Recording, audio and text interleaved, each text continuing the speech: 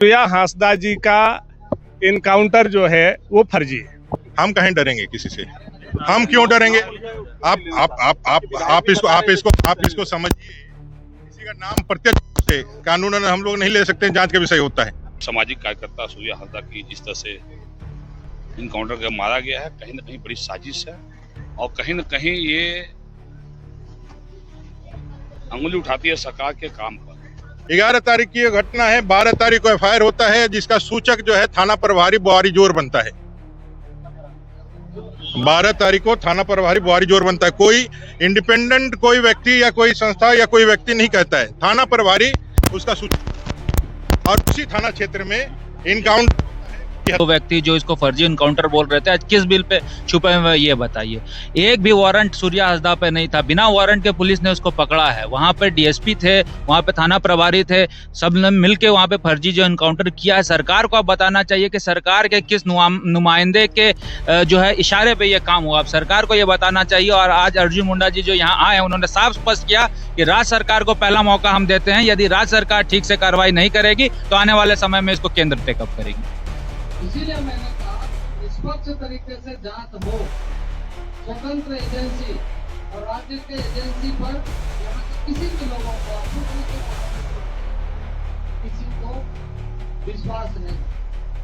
अभी आने वाले समय में यह स्पष्ट हो जाए कि किस तरह की पहले राज्य सरकार इसको सुनिश्चित करे। यदि राज्य सरकार आदिवासियों का नुमाइंदा है, राज्य सरकार अपनी परंपरागत व्यवस्था को बनाए रखना चाहता है, राज्य सरकार किसी परिवार को न्याय दिलाना चाहता है, तो सबसे पहले उन्हें ही मौका मिलना चाहिए कि वो इन सारे चीजों को स्पष्ट ढंग से स्पष्टीकरण दे। और अन्यथा हम आंदोलन के बल पर बातें करेंगे कि न्याय मिले।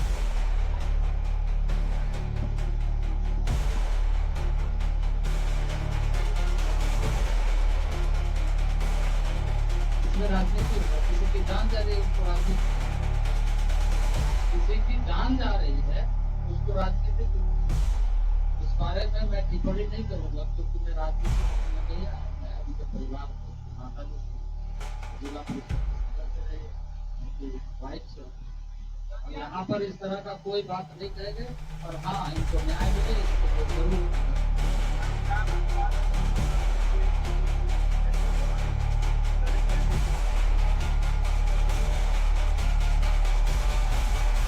देखिए इस तरह से कोई भी आपके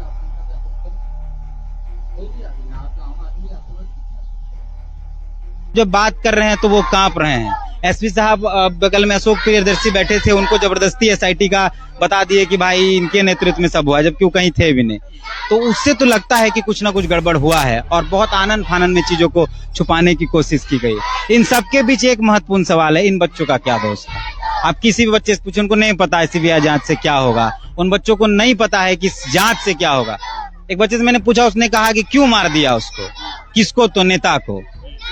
उन बच्चों के लिए तो एक्चुअल में नेता वही था ना, जो इन 250 बच्चों को, 350 बच्चों को जैसे भी पढ़ा लिखा रहा।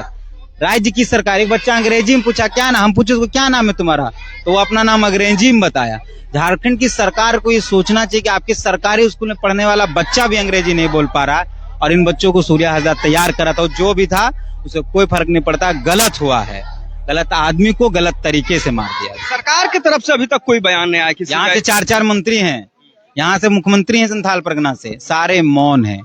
एक मंत्री का बेटा जी बोल दिए बहुत बहुत धन्यवाद, गोड्डा पुलिस अपराध मुक्त है।